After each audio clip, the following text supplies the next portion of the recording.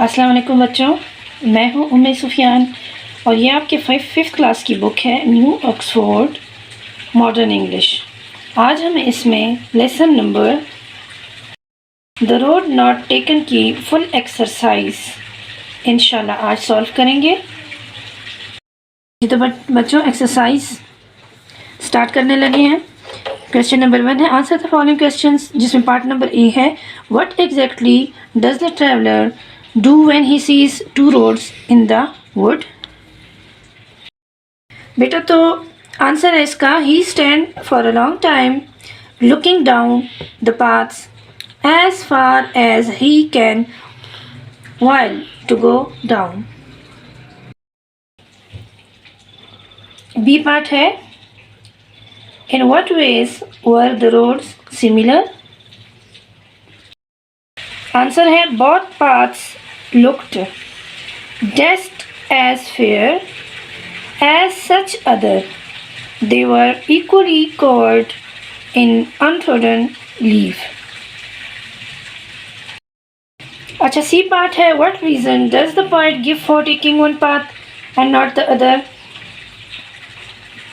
What reason यानी क्या वजह थी कि शायर ने एक पाथ को चूज किया और दूसरे को नहीं किया। आंसर है the path taken by the poet had the better claim, it was grassy and wanted wear. बच्चों नेक्स्ट डी पार्ट है which phrase or sentence tell us that the poet would still like to take the other path. Answer है oh I kept the first for another day. बच्चों तो next question है E part है was the poet curious about the path he did not take, how do we know he was curious? Answer है इसका yes he was curious because he wanted to know about the things he could see on the path. बेटा तो next question है look at the rhyming scheme of the poem. A है identify the rhyming word in the poem.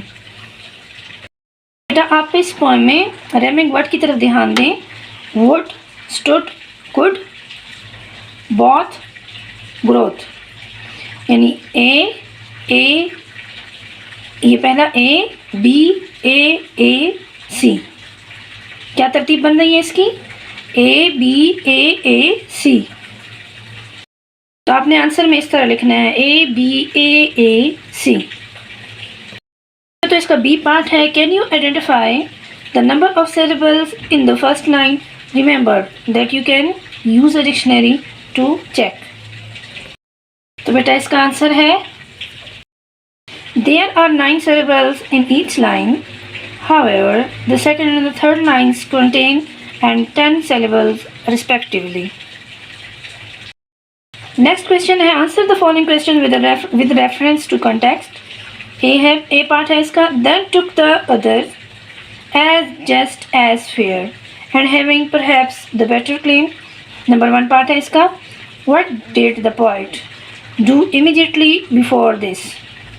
Answer है इसका he locked down one bracket के अंदर लिखें road as far as he could. In what way were the two paths similar? यानी कैसे वो दो रास्ते एक जैसे थे। बेटा इसका आंसर है both were just as fair, both were grassy bracket के अंदर लिखें really about the same, both were covered with leaves। जो इसका थर्ड पार्ट है in what way were they different from each other? बेटा तो थर्ड वाले का आंसर है one was grassier and wanted wear bracket के अंदर लिखें lacked use। बेटा तो नेक्स्ट पार्ट है I shall be telling this with a sigh somewhere ages and ages hence. Number 1 why would the poet be sighing? जी तो बेटा answer है इसका he may later regret the decision to have taken one, ये one लिखा हुआ है थोड़ा नज़र नहीं आ रहा, path and not the other. बेटा इसका नेक्स्ट जो क्वेश्चन था,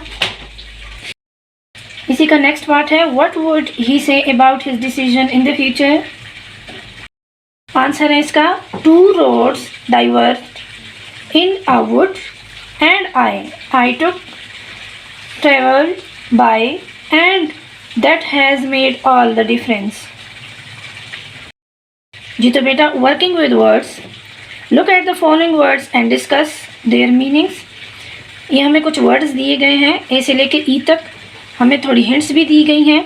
इसके हमने मज़ीद दो सेंटेंस बनाने हैं, हर वर्ड के हमने दो सेंटेंस बनाने हैं। जी तो बेटा फर्स्ट वर्ड है रेज। पहले सेंटेंस से हम इसका बनाएंगे, teacher says us to raise your hand.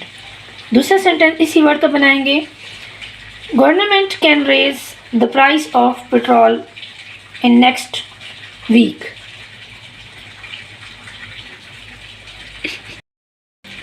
Next word है read, I like to read story books. And दूसरा सेंटेंस बनाएंगे हम, my father can read my mind. Third word है show, my friend likes to watch talk show.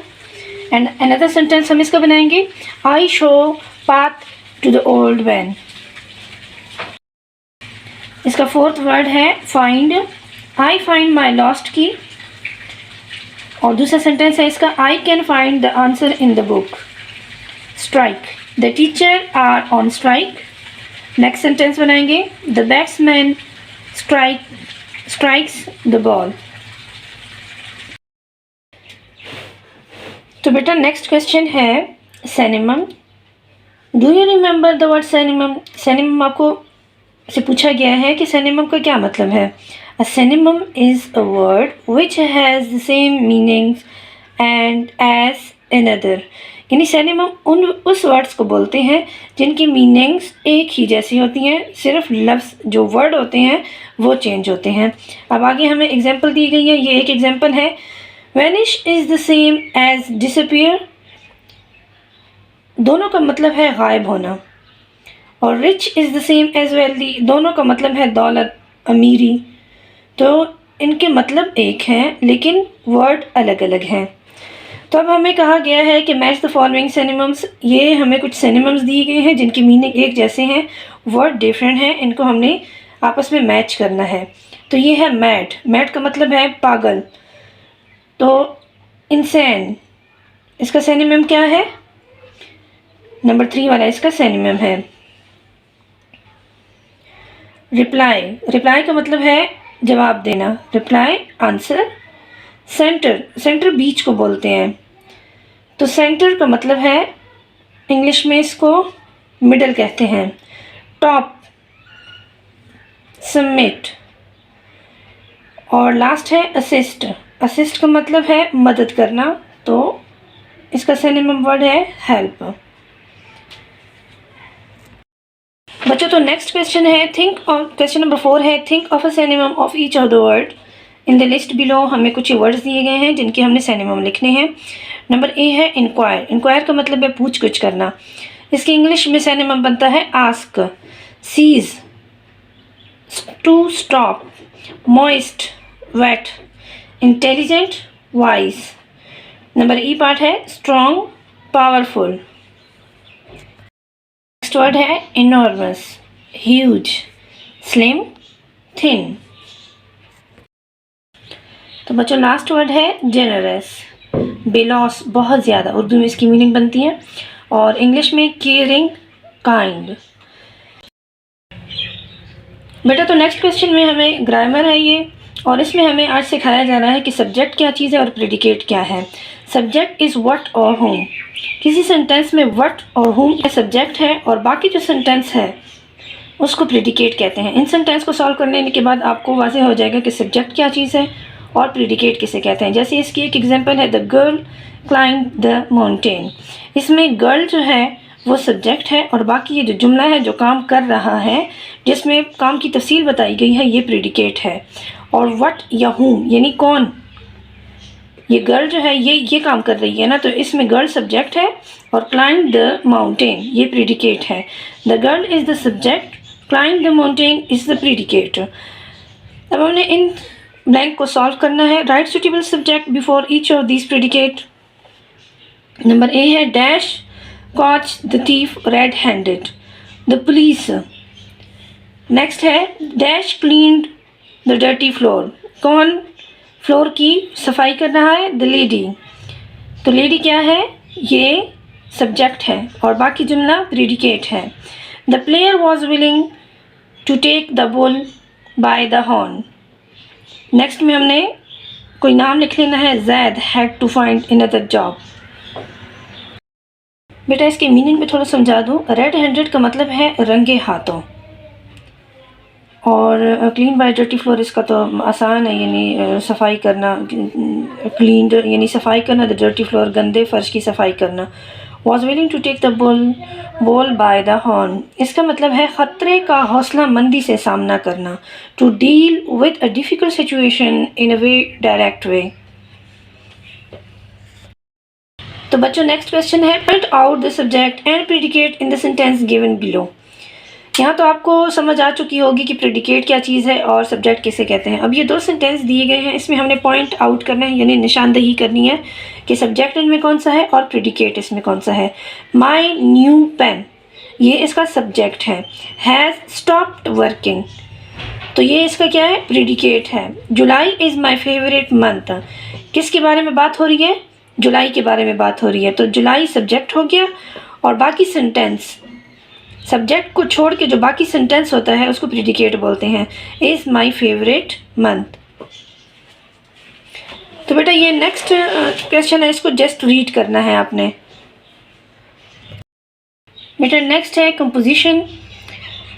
इसमें आपने एक letter लिखना है अपने फ्रेंड को। ये जो हिंट्स दिए गए हैं इनको फॉलो करके आपने एक लेटर लिखना है। इस तरह लेटर को शुरू करने से पहले हाउस और जहाँ पर आप रह रहे हैं, जहाँ से आप ये लेटर लिख रहे हैं वो लिखना है। यहाँ पे आपने डेट लिखनी है, जिसको लिखना है उसका नाम लिख के। ये छोटी सी एग्जांपल मैंने तैयार की हुई है, ज़रूरी नहीं है कि आप भी यही वाला उतारें। इसी की तरह आप उन रूल्स को, जो हिंट्स आपको दिए गए हैं, उसको फॉलो करते हुए इस तरह के एक लेटर तैयार करके तो कॉपी में लिख लें। जी तो बच्चों द रोड नॉट टेकन की फुल एक्सरसाइज हमने सॉल्व कर ली है। वीडियो अगर आपके काम की है तो चैनल को सब्सक्राइब करें, और अगर वीडियो आपको अच्छी लगी है तो लाइक करें। Okay, thank you.